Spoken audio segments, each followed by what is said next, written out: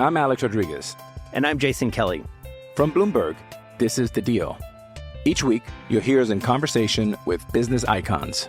This show will explore deal-making across sports, media, and entertainment. That is a harsh lesson in business. Sports is not as simple as bringing a bunch of big names together. I didn't want to do another stomp you out speech. It opened up so many more doors. The show is called The Deal. Listen to The Deal. Listen to The Deal on Spotify. It's only a kick, a jump, a block. It's only a serve. It's only a tackle, a run. It's only for the fans. After all, it's only pressure. You got this. Adidas. Thanks for choosing this free Anfield Index podcast. If you'd prefer to listen to this or any of our other shows without adverts, then now's the time to check out Anfield Index Pro. With AI Pro, you can supercharge your entire listening experience. You'll not only get all of our podcasts without the ads, but you'll have them far faster with our Quick Publish feature available exclusively for subscribers. AI Pro also puts you in the heart of our sound studio, with an option to listen to many of our shows live and interact with the podcasters in real time as the shows are recording. Upgrading couldn't be easier. AI Pro is available on all popular podcast platforms, and we have our own apps for Apple and Android. Just head on over to AnfieldIndexPro.com and get started today. Hello and welcome to the Daily Red, your lunchtime catch-up on all things Liverpool FC and your daily reminder that the Reds are still in the title race. So stop whinging. We're level on points with Arsenal with an easier run of games to come. So don't give up. Don't despair. We have 7 league games left, as many as 5 left in the Europa League. That's 12 games max under this manager. He walked in the door saying he was going to turn doubters to believers. He achieved that. Now is not the time to revert to being doubters. Now is the time to believe in this manager and in these players. These players that have won a European Cup, that have won a Premier League title, that have won the FA Cup, that have won 2 League Cups. Now is the time to believe in them.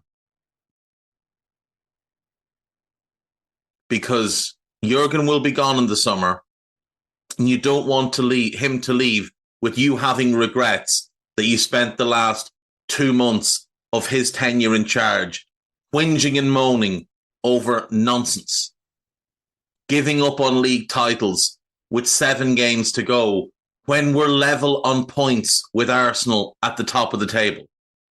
Now, we're not joint top. That's a nonsense. That's a Gary Neville, Mr. DT type of coping mechanism. We are second, but only on goal difference. Only on goal difference. If we win our last 7 games, we will win the league. I think if we win 6 and draw 1, we will win the league. So just cool your jets a little bit on the negativity.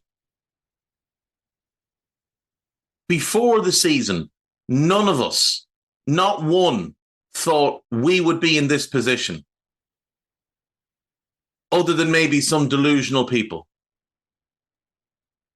Because we didn't look like a title-winning team. Certainly not last year. We didn't get everything we wanted to get done over the summer. But here we are.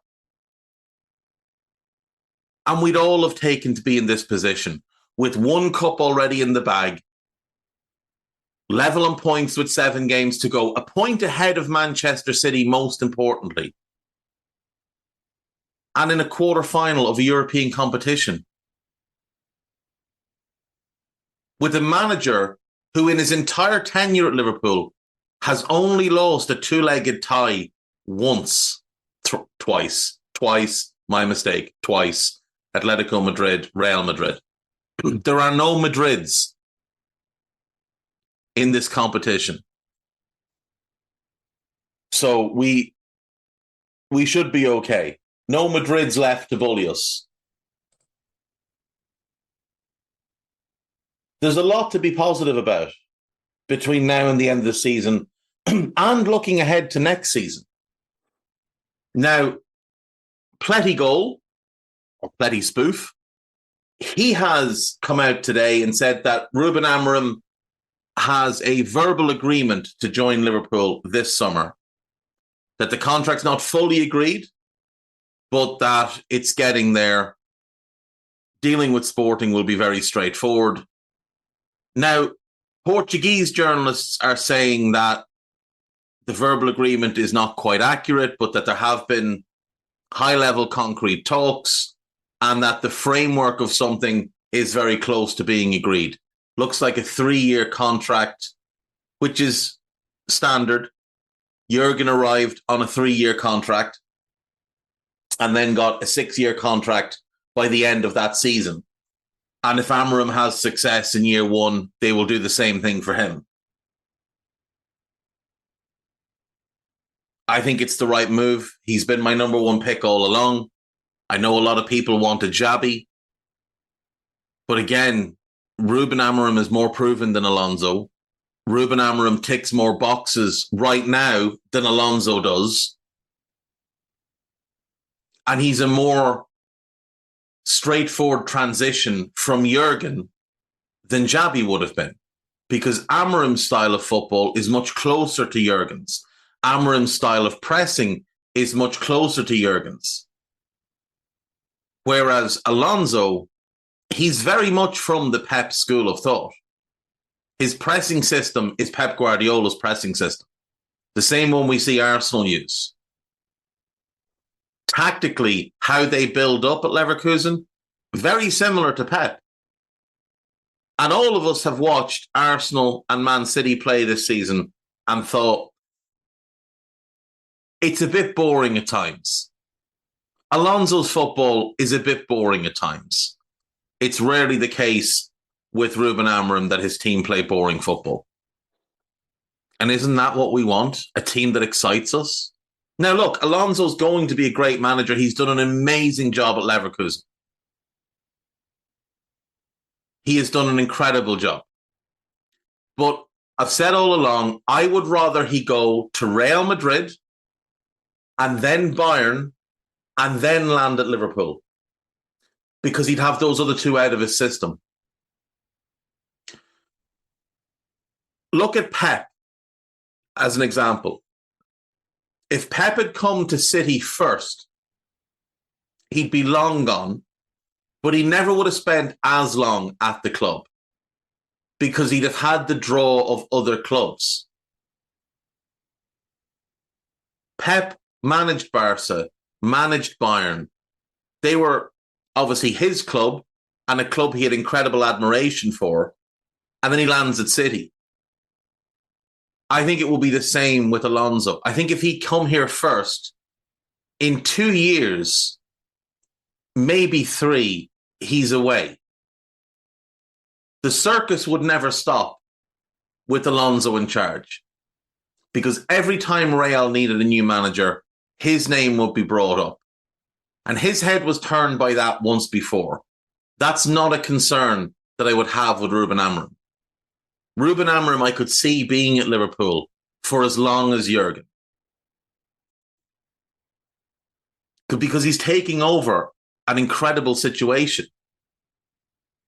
A team that's already competitive.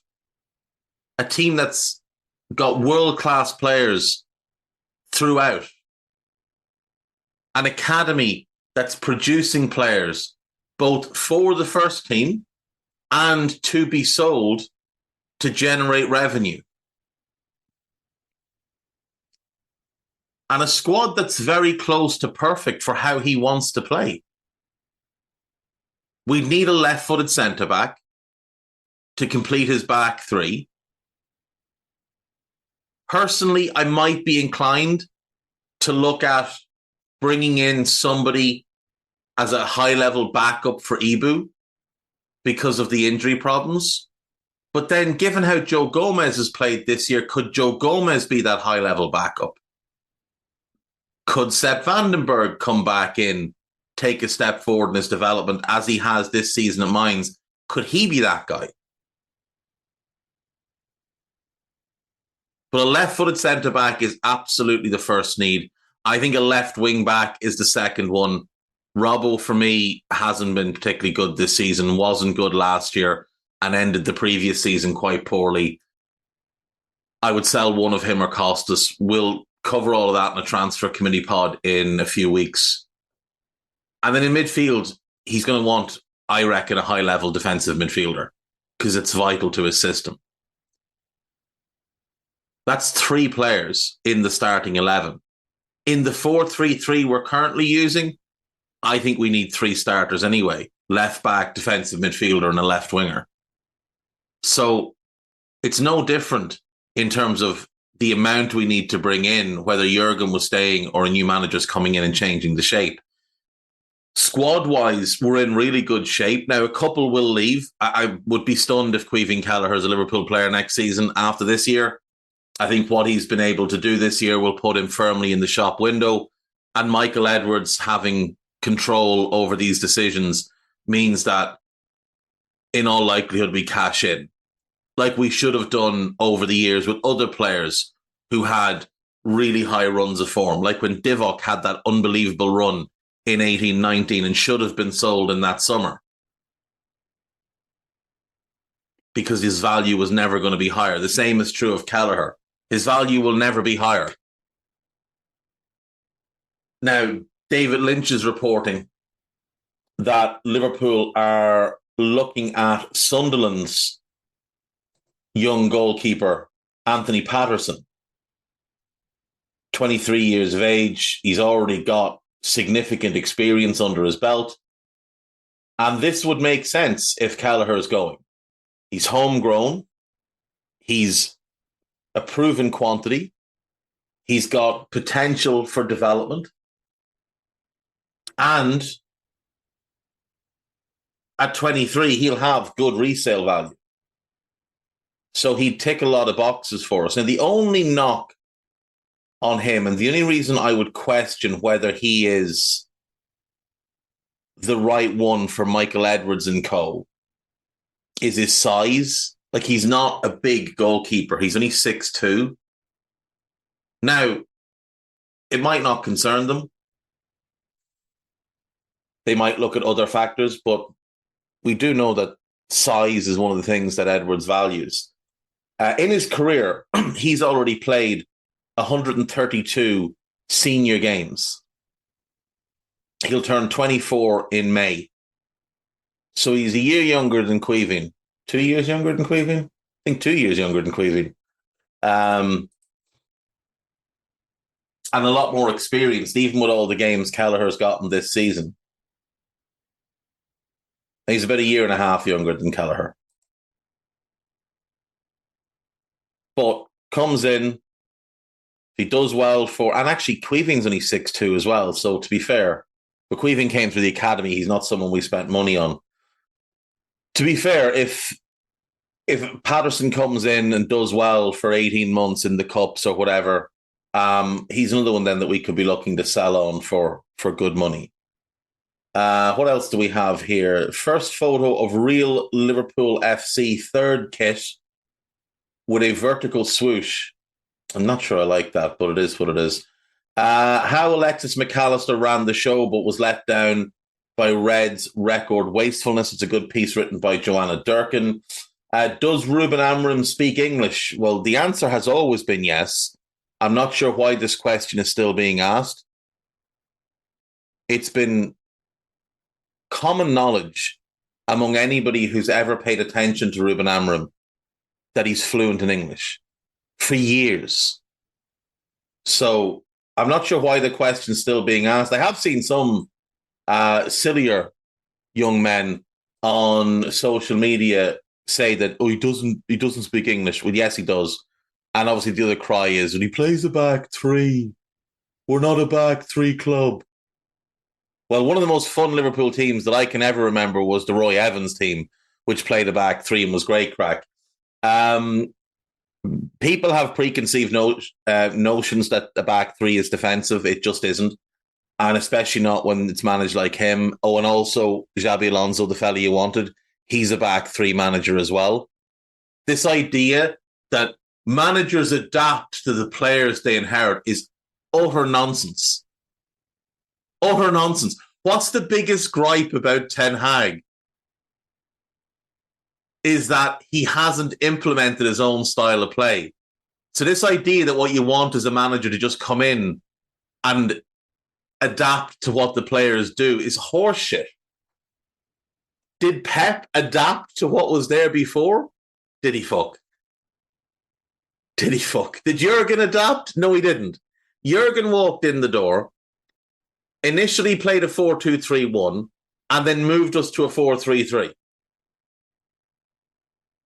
Which always resembled more of a 4-2-3-1 anyway.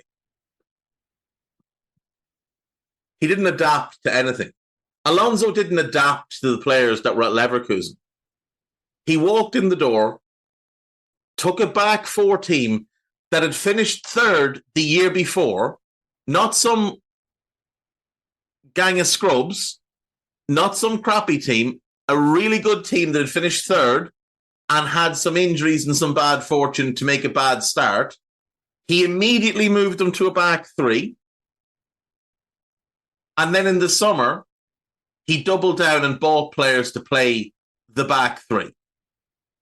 Not only that, but if you took 10 minutes to research his Real Sociedad team, when he had success with them, primarily that last year there, he was playing a back three. In his first year, yeah, he pricked about. He used a back four. He turned it into a box defense, which was fun, but not very good.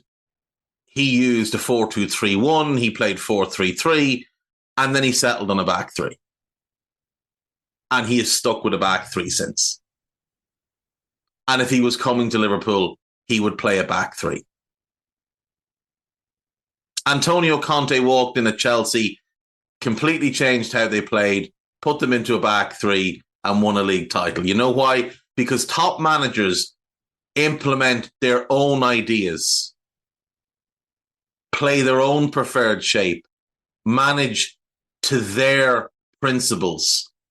They do not adapt to what's there. And if the players can't adapt to the manager, the players find themselves out the gap. I'm Alex Rodriguez. And I'm Jason Kelly. From Bloomberg, this is The Deal. Each week, you'll hear us in conversation with business icons. This show will explore deal-making across sports, media, and entertainment. That is a harsh lesson in business. Sports is not as simple as bringing a bunch of big names together. I didn't want to do another stomp you out speech. It opened up so many more doors. The show is called The Deal. Listen to The Deal. Listen to The Deal on Spotify. I don't need a VPN. I've got nothing to hide. This is what I used to tell myself before I hooked up with LibertyShield.com. Not only is my home internet now fully encrypted, but I can now access all the websites I want, whenever I want, and do so from absolutely anywhere. As a Liverpool fan, I love to know I can now watch every match, regardless of whether it's on UK TV or not. My Liberty Shield VPN makes sure nothing is blocked and guarantees me super fast streaming speed throughout that match. You can get connected right now with their software package, which includes a 48-hour no-obligation free trial and instant access to their apps for Apple, Android, Fire TV, PC, Mac, and Android TV. Or go a step further like I have and get one of their pre-configured VPN routers. These small but powerful devices allow you to easily connect every device in your home to VPN, making it the perfect solution for smart TVs, Mac boxes, and games consoles. Visit LibertyShield.com today and use coupon code AIVPN25 to get 25% off at checkout.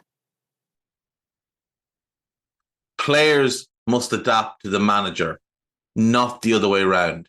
You see, what people wanted was they wanted Alonso to come in and just be Jurgen 2.0. That's what they wanted. And they thought that because Xabi was a former player, it'd feel all warm and cuddly. That's what they wanted. They wanted Alonso, but they wanted Klopp football. You couldn't have a bigger fundamental change. You couldn't. Sean Dyche's football has more in common with Jurgen's than Alonso's does. That's just the fact of the matter. And if you bothered to watch Bayer Leverkusen play a handful of full games, you'd have realised it would have been a monumental change. Now, are our players capable of doing it? Absolutely they are. Absolutely they are. Again, he, like Amorim, would need 3 players in the same 3 positions. Slightly different profiles, but the same ideas of what the players, what players will be needed. You'd have a lot of overlap. They use them in very different ways. Very, very different ways. But Alonso absolutely would have used a back 3, and our players absolutely could have adapted to it, just as they will if the next manager is Ruben Amorim. But it is worth pointing out that more or less all of the managers we've looked at have been back 3 managers. What else? Referee and VAR confirmed for Liverpool versus Crystal Palace. Klopp said he's too slow. Okay, let's have a quick gander at what this is. Why does Jurgen always have to criticise referees and get them lined up against us? That's the one thing I would say that is a negative of his time at the club. Chris Kavanagh is set to referee the game. He obviously refereed the Carabao Cup final.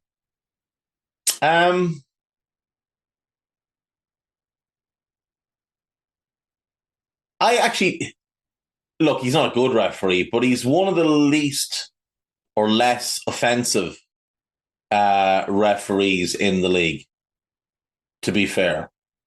Michael Oliver will be the VAR. That would worry me much more because he's dreadful. Why uncapped 16-year-old has been travelling with the Liverpool first team. Cornel Mashur has been a regular presence on match days of late. I assume he's there to help the goalkeepers warm up. Yeah, he's there to help the goalkeepers warm up. And I suppose if someone gets injured, he can then maybe take a spot on the bench. But it's good for him. It's good for him. Rodrigo reveals how he almost joined Liverpool at 16 for just 3 million. He claimed that it was because he wanted to stay at Santos.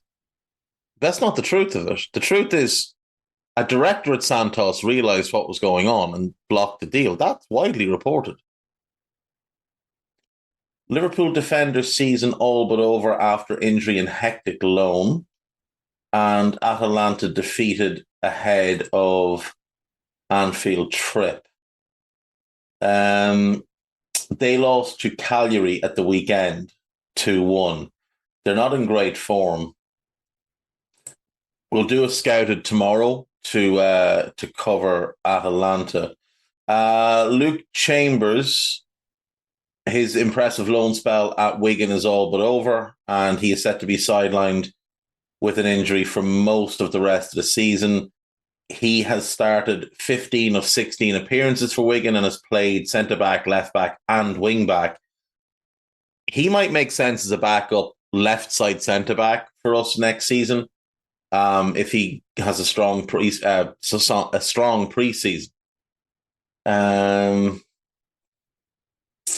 Shame that the injury is kicked in now, but he's done really well there, and I think that will be very, very confidence boosting for him ahead of next season. But he definitely strikes me as someone that could be a decent squad player for us next season or the year after if they decide that next season should be a loan. 4 things definitely happen if Liverpool confirms Ruben Amorim from transfers to formation. Right, we'll come back to that. New Liverpool managers, 4 things to sort out right away, and checklist could be for Ruben Amorim. Right, we'll come back to that. Liverpool next manager could benefit from extra forward. It's about Fabio Carvalho. It's another piece about Amorim, another piece about Amorim. There's a piece about the pre-season tour. There's a piece about Liverpool will get 12,000 tickets. There was actually a piece on This Is Anfield about this as well. Liverpool will get 12,000 tickets for the Europa League final, which will be played in Dublin. Assuming we get there. We might not, but assuming we do. That stadium holds 48,000, I think. So we're getting a quarter. Not ideal. Liverpool could make 7 changes versus Atalanta as 2 Busnir and Harvey Elliott call needed. There's a piece about Dom, piece about Michael Edwards and the Mo decision. Chelsea wants Liverpool target. I think that is that Ederson of Atalanta. We'll come back to it. 4 things definitely happen. Formation decision. Let's see. At the moment, Amorim seems pretty tied to a back 3, but would that be the case at Liverpool? Not necessarily. You don't know anything about the guy then, so don't write about him. Basing the team on a back 4 would appear logical. The claim here is that Harvey Elliott and Dominic Szoboszlai wouldn't fit. Well, first of all, Harvey's a squad player, not a starter. Dominic fits perfectly as one of the 2 behind the 9. Szoboszlai and Salah behind Núñez is the ideal front 3 for Ruben Amorim. So I don't know what you're talking about, Matt Addison, but you should just do a little bit more research, maybe watch a few sporting games rather than just writing utter drivel. Style of play, sporting players linked with transfers, yada, yada. Gyökeres, Concalves we wouldn't sign. Hjulmand, Diamonde, 80 million, doubtful. Inacio I could see. Hjulmand I'm not sure. I'm not sure we'd move for him. Really good player, but I think his buyout is like 60 million. And I think they'd look around and feel like they could get better value in that position than Morten Hjulmand. Though, like I say, really good player, and I would be more than happy if he did land at Liverpool. But that piece is largely horseshit. 4 things the new manager has to sort right away. Nail the first press conference. Right. Address the contract situation. Not his job. Meet with Richard Hughes and Michael Edwards. You don't think he might do that before taking the job? And sign a defender. Well, again, not his job. That is the job of the recruitment team of Richard Hughes and, most importantly, of Michael Edwards. There's growing reports that that Salah could potentially head for Saudi this summer. I do feel like if a big enough offer came in, it is something they'd consider. But I think the final decision will be Mo's. Like, if he wants to sign a new contract, I think they'll keep him. If he doesn't, then they'll sell him. It basically just comes down to that. And apparently we have been scouting Alan Vera. And again, I think he's more likely than Hjulmand because Porto are more likely to negotiate than just stick to the buyout clause, whereas Sporting are, well, they're very, very stubborn when it comes to their buyout clauses. Chelsea want to get Liverpool target. Let's see.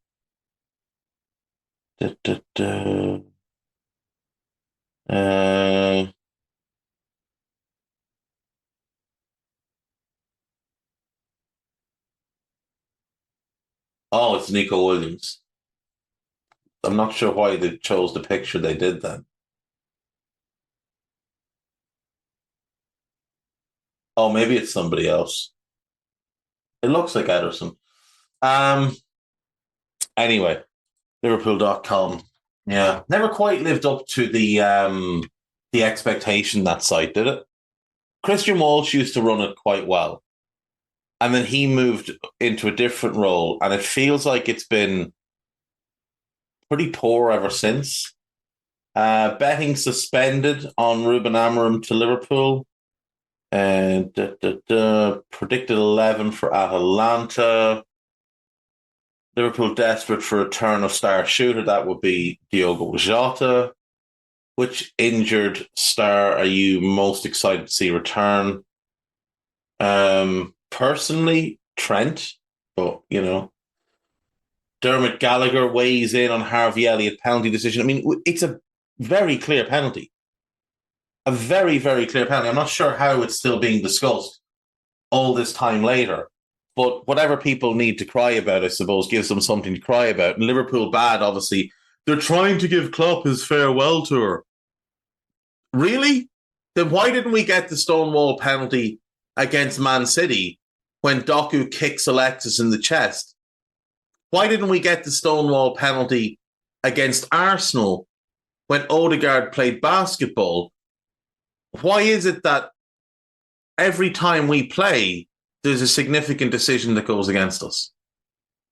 Like the Casemiro tackle and the Kamwala tackle, both wild, reckless, and out of control, both endangering an opponent. Neither of them punished beyond a yellow card. Harry Maguire allowed to manhandle our players, not punished. Twice. Bruno Fernandes already booked, telling the referee to fuck off, not punished. Why? Oh, but Jurgen has to get his farewell to. Bullshit. Absolute bullshit. On AnfieldIndex.com, David Lynch has had his say on the ticket price increase.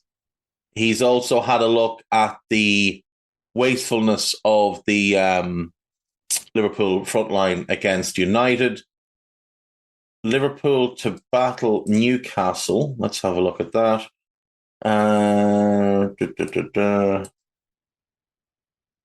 Dave Davis has written about Mohamed Salah's importance. Liverpool to battle Newcastle. Oh, it's Crescencio Somerville. I just don't see it. Yeah, Dave Lynch is of the opinion that Man City are now favourites. I've been of that opinion for a while. Podcast-wise, there is that Media Matters with David Lynch. There is AIP episode 383 with Trev and Lisa Marie. There's Scouts or Tommies if you haven't heard it. And then there is Stat Me Up, which is out today. It is Ben Boxic joining Dave Davis to go over the United game and discuss Dominic Szoboszlai in particular. There's also a look ahead to the Crystal Palace game.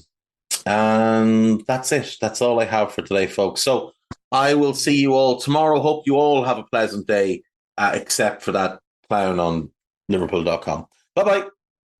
We hope you enjoyed listening to this Anfield Index show. Please be sure to subscribe to our channel so future podcasts find their way to your device automatically. There's nothing quite like fan engagement, and we'd love to know what you think of anything discussed on this show. The best way to get in touch is over on our free Discord community, where both podcasters and listeners debate the hottest LFC topics 24/7. Sign up free now at AnfieldIndex.com/Discord. You won't regret it. You can also follow us on Twitter at Anfield Index and find us on Facebook by searching for Anfield Index. Oh, and before you go, we'd love it if you could leave us a 5-star review on your favourite podcast app. It only takes a couple of seconds, and it means the world to the people who create these free shows. Sports Social Podcast Network.